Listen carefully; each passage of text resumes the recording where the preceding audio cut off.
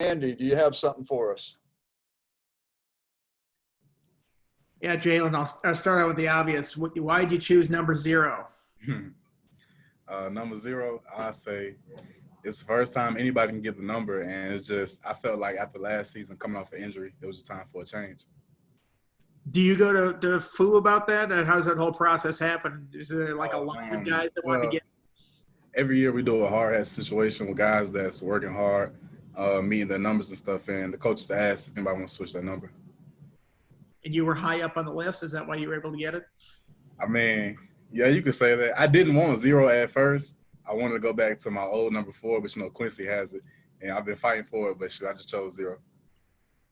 And he beat you in an arm wrestling contest for it or something? Oh no, I beat him in arm wrestling. All right, Mike Nislek. Yeah, Jalen.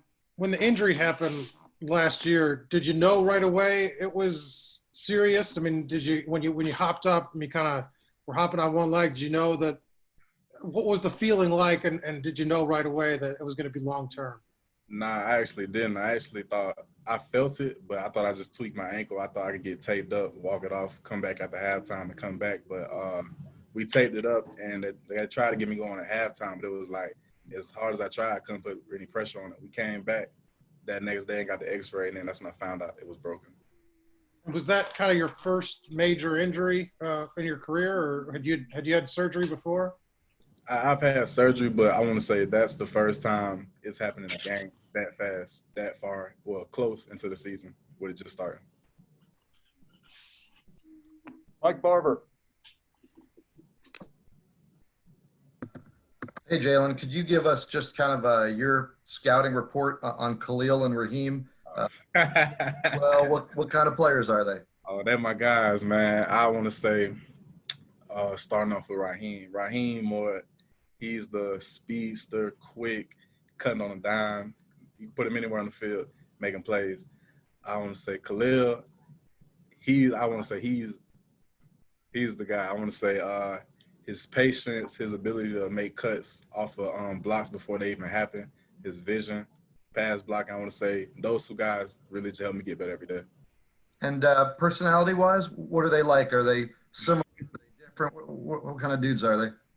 Oh, everybody cool. Everybody family. I want to say they're more laid-back guys, ready to work, put a head down, tell them what to do when they're ready. Thank you. Norm Wood. Hey, Jalen. So the full extent of the injury was a broken leg, right? Broken ankle. Broken ankle. Sorry. So when did you get back 100% from that? I say for myself, when I finally felt 100, would probably been around the start of when spring ball would have started. Okay. Now that there are some different pieces in the backfield since you last played early last year, what do you look at as your role back there? I mean, I know you guys. I mean, there's a lot of different personnel packages that they like to use there. So clearly, you're going to be on the field. But how do you envision your role at this stage of your career with the different pieces you have? I just see myself as I want to say all the guys in our room are great. The young guys, the older guys, me. I want to say you put anybody back there, and we're going to produce. But I say my role as in I want to step into the role of being leadership, helping those young guys come along and getting the whole team right. And just me, when my number's called, I'm going to come play. Thanks, man. David Teal. Jalen, Coach Fuente was mentioning to us earlier just the strain of the uncertainty surrounding the season.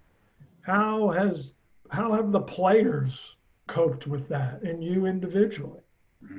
For me, it's crazy to think about it, but from what coaches tell us, we can only control what's in our reach. So even though we know a lot of stuff could happen, a lot of stuff could go wrong, we try to keep our heads down, stay as safe as we can individually, quarantining ourselves, not trying to be out and about like all the other college students, and we're just trying to get to work.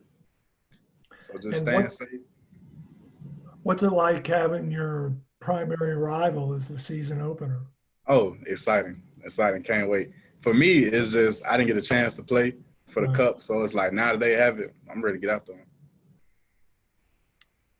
Anthony Romano. Hey, Jalen, that was kind of similar to what I was going to ask, but I guess just kind of, does this feel like the start of maybe a new era for this running back room? I mean, obviously Deshaun leaves, you add those other two guys in here, Keyshawn another year, kind of his development. How does just the overall feeling of that room feel right now? I want to say, for me, this is probably the best running back room we've had since I've been here, but it's a refreshing feeling knowing that you have 8 to 9 guys who everybody can get in there, run with the ones, the twos, and in game situation, everybody's good. But I want to say the best part about our room is we all bring different styles and we all have different styles of play. And it's like we're working together to build on top of each other and just make sure we're telling everybody what they see, what another person sees, and we're just coming back together and working on it as a group. So I want to say we're getting each other better every day. All right, Hank Kurz. How much of a job are you guys doing policing each other's behavior, especially away from, when you're at where you live and stuff like that? How much are you guys doing to police each other that way? I wouldn't really call it policing. I'll just say guys know we have a big responsibility laying on our shoulders, and it's just like we want to play football.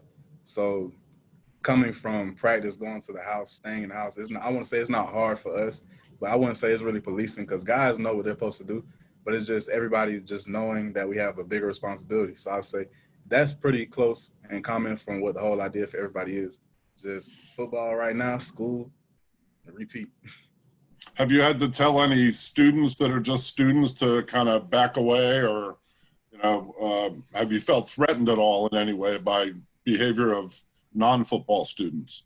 Honestly, no, sir. Because I say it's like we spend so much time in here and we know that we're this close to playing. So it's like guys are putting their all in here. We're in here all day, every day, even when we don't have to be. So it's like if we're not in here, we're at each other's houses, going over film, talking to each other, just getting that chemistry together. So for us, I want to say it's not really hard to deal with all the outside campus students unless you actually have to go to class. Thank you. All right, a couple more. Tim Thomas. Jalen, you're kind of the oldest guy in that running back group now. Have you kind of taken on a leadership role as the guy who's been at Tech the longest? I want to say me using my experience of being here, I try to help guys like Khalil, Raheem. If they don't know something, I'm the guy you ask them, they'll ask me and I'll come to them the question. I try to help correct those younger guys, but I don't want to be the guy that's correcting everybody. I also want people to correct me. So it's like that's when that element comes in the room and everybody helps each other. And then what have you seen from those freshmen, Jordan Brunson, Jalen Hampton? What have you seen from those guys so far? Them guys, they're good. They can run hard. They're tough. They want to do their assignment. They want to get out there and play. Thanks, I Jalen. like them. All right, thanks, Jalen. We're going to have Khalil Herbert up next. So Thank you. hang with us.